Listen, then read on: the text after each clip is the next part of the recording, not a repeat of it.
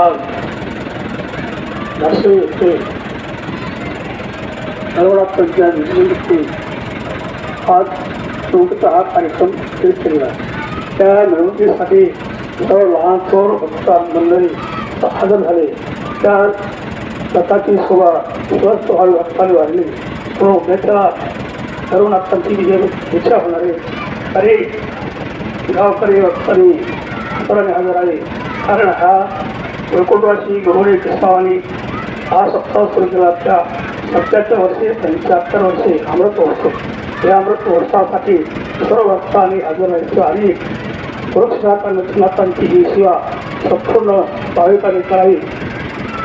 तुकारामांनी संत सेवा याची दिवा होतो. संतांची सेवा केली भगवंताला आनंद होतो. त्याच्याप्रमाणे आज याच्या आनंदानं झाला. सर्व भक्तांना गोरक्षनाथांची असो हे मात्र